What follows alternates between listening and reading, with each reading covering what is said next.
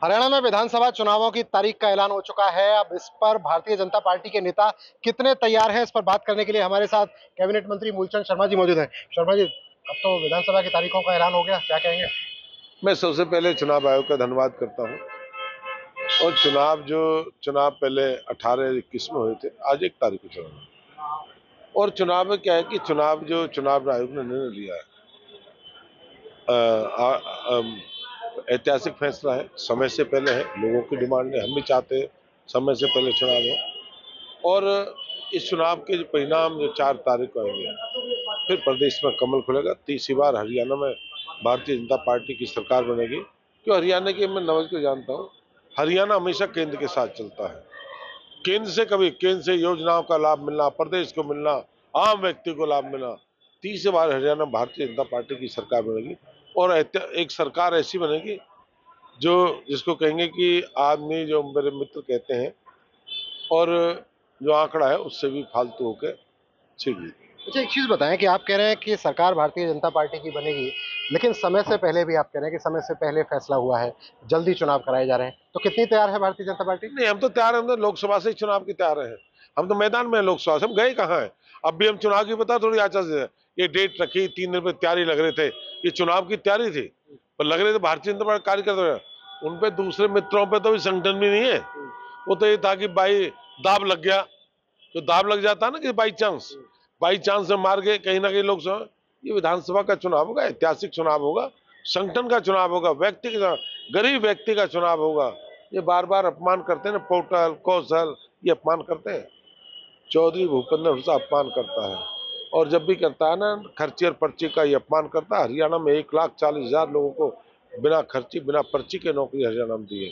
ये इतिहास है हरियाणा में तो कभी क्षेत्रवाद, जातिवाद, पैसेवाद, पर्ची खर्ची, सारी लूट मस्ती थी हरियाणा में। हरियाणा में पहले तो साल में कहते हैं हम हरियाणा में रहते हैं, और हमारे इस इलाके की तो ये हालत थी, गुड़गांव, फरीदाबाद, यहाँ तो मामला ही दूसरा था। कि 10 साल के उठा के देखिए, इनके क्या समय हुआ था इनका, उसे जाके देखिए। और मैं तो कहूँगा भारतीय जनता इससे सरकार बनेगी, आम व्यक्ति, गरीब का व्यक्ति और सारा भारत रहता है, उनकी सोच विचारधारा, उनके विचारधारा के लोग रहते हैं। भारतीय जनता पार्टी की तीसरी बार हरियाणा में सरकार बनेगी। अच्छा, मुकाबला किससे मान रहे हैं?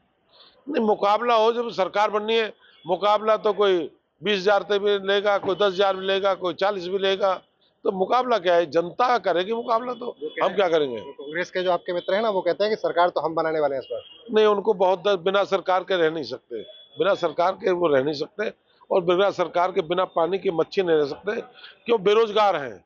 आज भतीजा नहीं लग रहा, आज बहू नौकरी नहीं लग रही, आज विधायक का बेटा नहीं लग रहा, कि जेबीटी को, पीटीआई को, सब इंस्पेक्टर थानेदार लग नहीं रहे। वो ठेकेदारी प्रथा बंद है, ठेकेदारों की ठेकेदारी प्रथा बंद है। जो ठेकेदार कहते तेरे छोरे को नौकरी लगाऊंगा, फिर जलसा होगा गांव में, लाख रुपए की माला गलेगी, वो माला पाला गलना खत्म हो गया। वो इसलिए बेरोजगार है, इसे ढूंढते कि बेरोजगार है, इसलिए कि हरियाणा में तीसरा भारतीय जनता सरकार है। बीएसपी आईएनएलडी का गठबंधन, आम आदमी पार्टी मैदान में, अब तो इस बार तो मुकाबला। नहीं, पहले सारे लड़े थे लोकसभा में, चुनाव तो लोकसभा का हो लिया, 47,000 मतों से चुनाव जीते बल्लौड़ में। और अब तो सारे अलग अलग लड़ेंगे।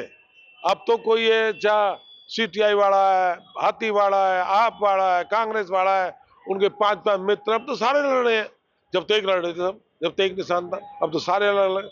पता लगेगी ना रण में, रण के मैदान पता लगेगी क्या होगा। गरीब आदमी की आवाज, जो भगवान की आवाज होती है, उनका हम वोट डालेंगे, उसका ऐतिहासिक फैसला, सरकार बनेगी पूर्ण बहुमत की।